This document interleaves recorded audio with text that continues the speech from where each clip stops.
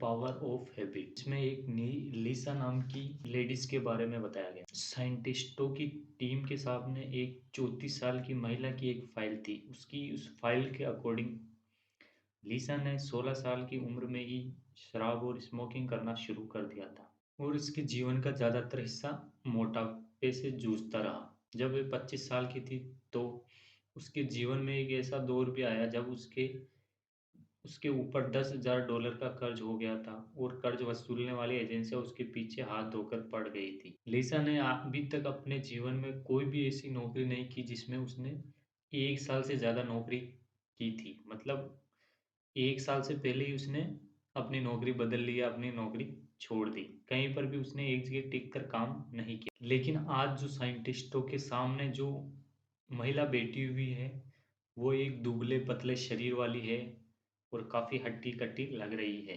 Chart में जो उसकी तस्वीर अभी जो लगी हुई है, वो ऐसा लगता है कि उसकी पुरानी तस्वीर से 10 साल छोटी है और उसको देखकर ये भी लग रहा था कि इस कमरे में जितने भी लोग बैठे हैं, उनको व्यायाम में लिसा आराम से पछाड़ चुकी है और उसकी फ़ाइल के अकॉर्डिंग वे अब शराब पीना, स्मोकिंग करना छोड़ चुकी है और आज की डेट में उस पर कोई भी कर्ज नहीं है और लगभग 2 साल से वे एक ही ग्राफिक डिज़ाइन कंपनी में काम कर रही है। अब जो भी डॉक्टर और साइंटिस्ट थे उन्होंने लिसा से पूछा कि आपने आखिरी बार शराब कब पी थी? तब लिसा बोलती है कि लगभग 4 साल पहले और तब से अब तक मैं अपना 60 पाउंड वज़न घटा चुकी हूँ और मैं मैराथन में भी दौड़ती हूँ और मास्टर की डिग्री लेने के लिए मैंने पढ़ाई भी शुरू कर दी है और अपने लिए एक नया घर भी खरीद लिया है।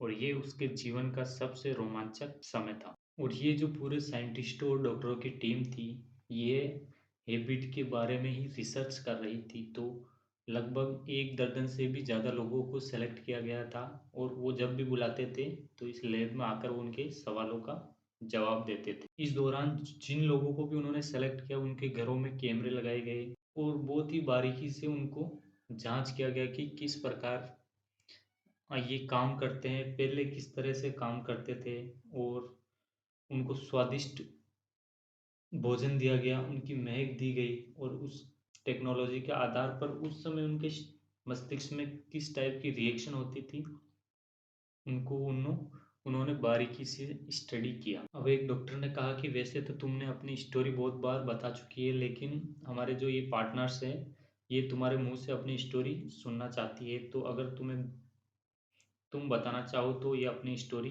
एक बार वापस बता सकती हो। उसने बताया कि इसकी शुरुआत मिस्र की राजधानी कायरो से हुई। वहाँ पर वह छुट्टियाँ मनाने के लिए आई थी। तो लिसा ने बताया कि इसके कुछ महीनों पहले ही जब शाम को उसका पति घर लौटा, तो उसने लिसा को बताया कि वह किसी और से प्रेम करता है और वो उसको तलाक दे रहा। और इसको लिसा बर्दाश्त नहीं कर पाई और वे बहुत ज़्यादा दुखी रहने लगी और बहुत ज़्यादा शराब और स्मोकिंग करने लगी। अब वे अपने पति का पीछा करने लगी और कई बार वे अपने पति को फ़ोन करती थी और बिना कुछ बोले ही फ़ोन को काट दिया करती थी। अब उसने उसके पति की प्रेमिका का भी पता लगा लिया था और एक दिन रात को बहुत ज़्यादा शराब पीकर वे उसके घर पहुंची और दरवाजे को ज़ोर-ज़ोर से पीटने लगी और उसके घर को जला देने की भी धमकी देने लगी। लिसा बताती है कि यह उसके जीवन का सबसे बुरा दौर था।